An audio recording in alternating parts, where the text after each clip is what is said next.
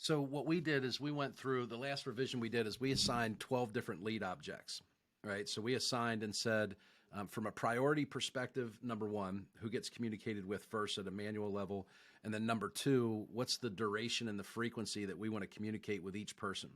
So we went through 12 different lead objects. Number one was new lead, no contact. We said that when a new lead comes in and we haven't spoken to them, that's the number one priority. So inside of Salesforce, we assign that the top level of priority, right? So if you have a pipeline of 100 people that you're communicating with and a new lead comes in with no contact, this automatically goes to the top of the list.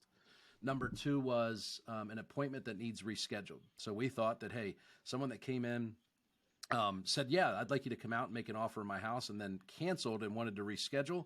We feel like they're at least 50% through the sales process. The sooner we can get them back in to the sales process, the better. So we went through every single one of those circumstances, right? Appointment.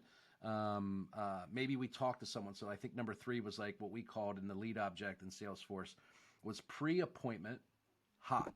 So it was someone that we talked to, had a meaningful dialogue, sounded like, felt like, looked like a pretty hot lead, but they weren't ready to schedule an appointment, right? So then we went all the way down to post-appointment hot, post-appointment warm, post-appointment nurture. And we assigned, right, a priority to that, and then said, okay, so someone that's post-appointment, we went out to the house, we made an offer, we were physically at the house, they said no, and we think that they're 6 months out. We have predetermined sequences that probably last, I think it was like 120 touch points over the course of 24 months for that lead. And 90% of it was automated, but to your point, maybe every third interaction, it would show up in that person's pipeline. Hey, we've texted and called him, emailed him 4 times. You haven't spoken to him in 12 weeks. It's time to give him a call. So that's what we did. So what we found was, like, from the lead management side, if they worked an 8-hour day, they spent maybe 3 hours actually on the phones. The other 5 hours were a blend of screwing off and looking for people to call. Like, who should I be calling, right? So, and if you think about it, like, they literally either literally or, people would have a stack of leads on their desk, and they would start at the top of the stack and they'd work their way down, and they only get about this far every day.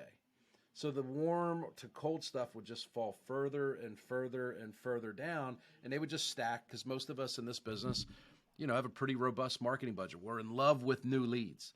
So we just we fill the top of the stack, but we never pay attention to the middle and the bottom of the stack. And through that automation, we're able to communicate with lukewarm to cold leads consistently. Because if you talk to somebody today, you have a good conversation, you don't buy their house, and you don't really communicate with them effectively over the next 6 months, they're going to get another 10 postcards. They're going to see someone else's billboard, someone else's television ad, someone's Facebook ad. They're going to see a bandit sign.